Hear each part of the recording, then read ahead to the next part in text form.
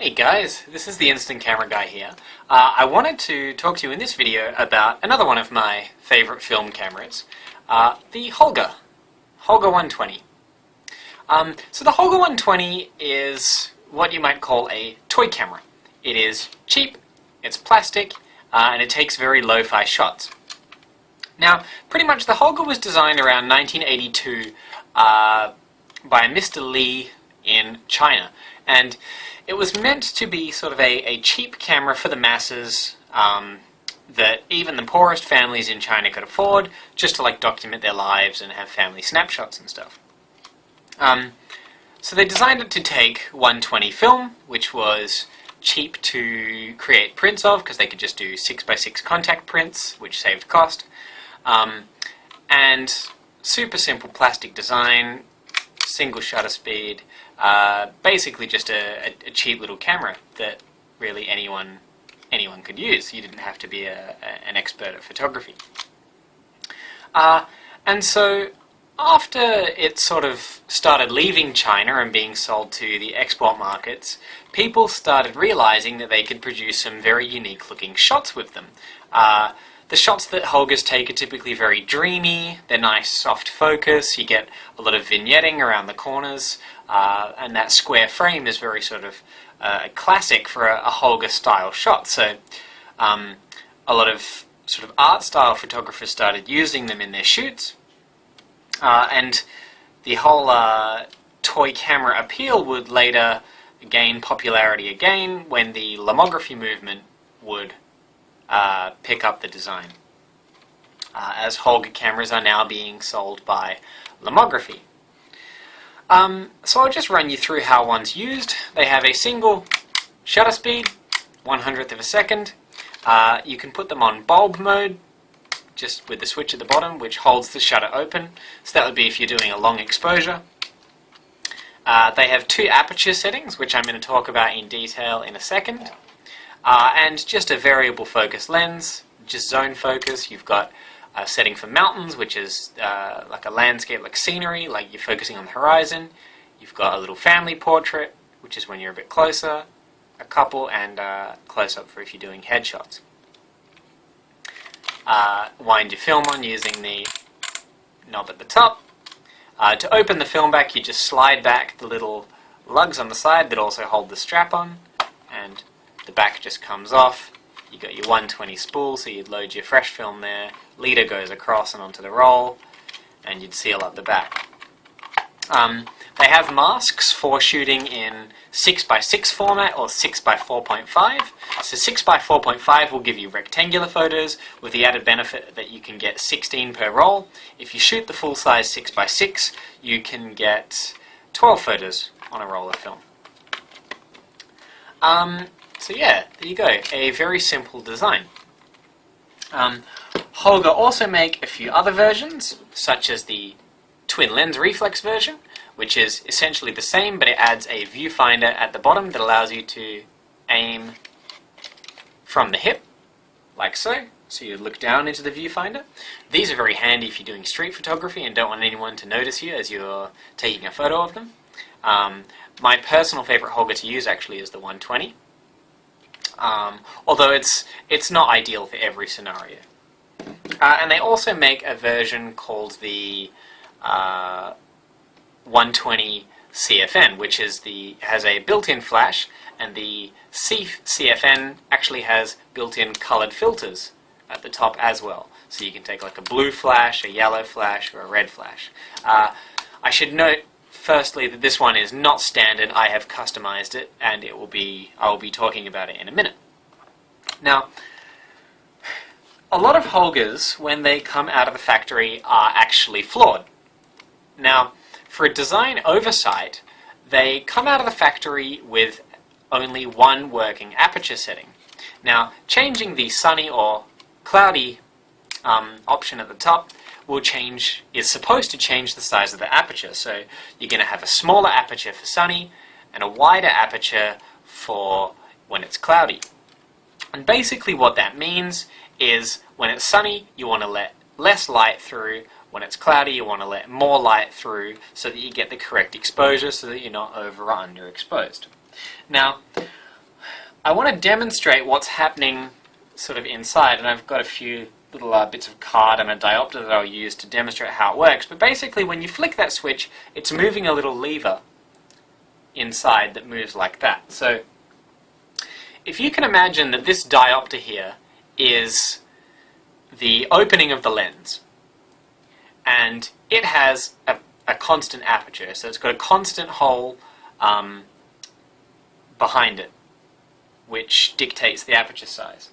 Now, from factory, they accidentally made the arm that changes the aperture with a hole that's actually wider than the lens itself. And so what happens is you get this happening, and as you can see from my little demonstration, if you move an arm down with a hole that's bigger anyway, you're not actually changing anything. So that's sort of a design oversight, and most Holgas, when they leave the factory, only have one working aperture, which can make them a bit tricky to use in certain weather scenarios. Now, it doesn't matter whether you buy a Holga from Lomography or whether you buy one cheaply direct from China, they will both have that issue. It's only the very latest generation of Holgas that have actually fixed the issue. You'll still find it everywhere you go. And so the remedy for that is to, of course, use an aperture lever that has a proper sized hole. So if we use that as an example, what you can see is the new hole is smaller than the lens, so what it actually does is it stops down the aperture as the lever swings in. And that's basically what's going on in the shutter. So I wanted to talk a little bit now about my custom sort of range of professional Holgas. So these are sort of professional luxury editions that I make. And basically I give them a few tweaks that the factory really should be doing. So the first thing that you might notice is that this is a colored model. So Holgas come in lots of colors now, straight from the factory. This is the green. They come in blue, pink, silver, gold, white, the standard black, a black and silver, a full silver, lots of different colors. I probably said one of those colors twice. There's so many. But what I've done is I've skinned this one with a genuine beige cowhide. This particular one is, I took inspiration of the design from the Kodak R4 Instamatic, which was green and cream as well. And so that's the first thing. It gives like a real luxury feel to your camera. It adds a bit more of a grip. It smells nice. It smells like a couch. And the other thing that I do is I correct the aperture problem. So what I do is I completely remove the lens, the shutter, and I actually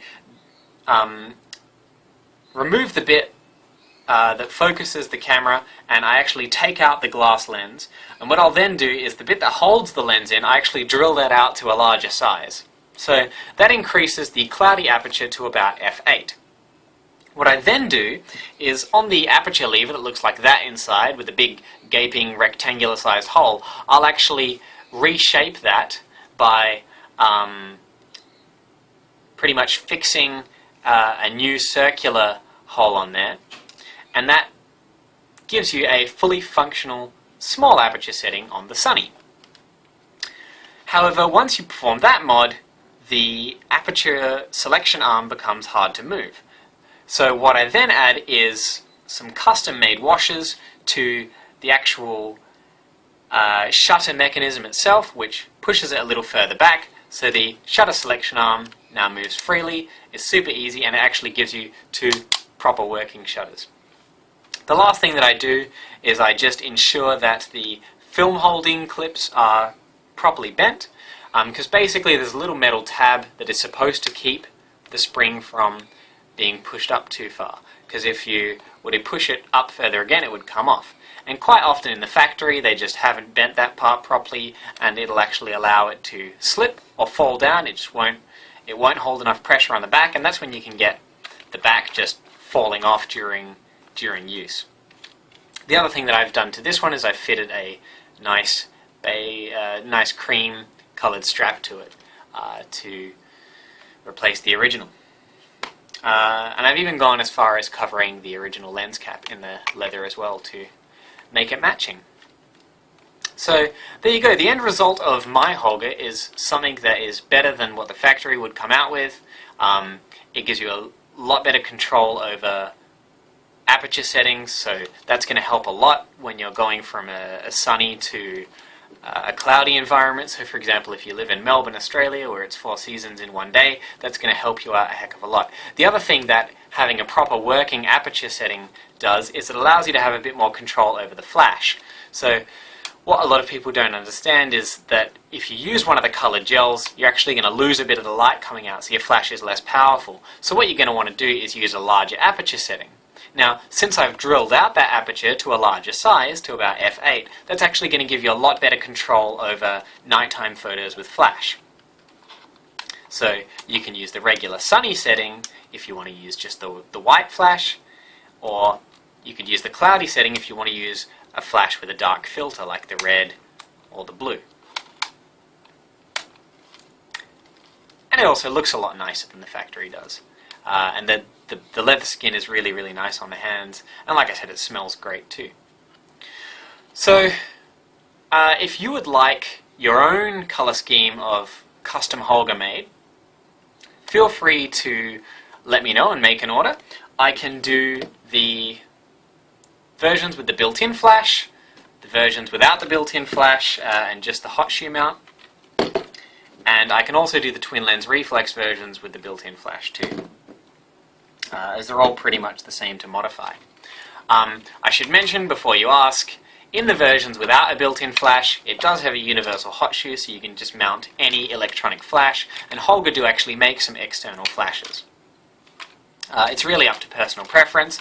Obviously, the version without the flash is just going to be a bit lighter, but there's no difference in optical quality. The lenses are the same on all of them. You have a choice of either a glass or a plastic lens. The glass lens versions are about $5 more, but the glass lens does allow a tiny bit more light to get through, and also produces slightly sharper looking photos. It's really a toss-up between personal preference. I tend to find that the glass lens scratches a little less easily, whereas the plastic lens, if you're out in a lot of dusty environments, you might get a few scratches on that lens. Some people like that though, it adds to sort of the lo-fi charm. So I'm not going to argue whether you want, I'm not going to provide you any sort of bias. I'm not going to say, oh, the glass lens version is better, the plastic lens version is better. It's really up to personal preference. Personally, I prefer the glass lens version, but that's just me coming from someone that's owned both of them over the years. So yeah, that's a little about just the Holga series of cameras themselves, as well as my superior customized Holgas. And the last thing that I wanted to mention, me being the instant camera guy and specializing in Polaroid cameras, is you can get Polaroid backs for the Holga series of cameras. So only the Holga 120 series, and basically what these do is allow you to use Type 100 film, so that is the Fuji FP 3000B and Fuji FP 100C. Basically you'd remove the spool, and the camera just fits to the Polaroid film back, and you just put the corrective diopter over the lens and remove the dark slide, and once the dark slide's removed, you are ready to take instant photos on a Holga camera. So you're going to get those lovely, nice vignetted shots on instant film. Now it's worth noting that since FP100C is only 100 ISO, it can actually be a bit hard to take instant photos on color film, at least on the standard Holga, which is where my mod comes in. Widening up the aperture makes it a lot easier to get a correct exposure. Otherwise your shots may be a bit underexposed. An instant back like this will cost you about $100 to $150. As I'm making this video, you can still actually buy them brand new. If you are planning on owning a Holga, I do highly recommend it. And if you're serious about shooting instant film in a Holga, I would recommend getting the twin lens reflex version,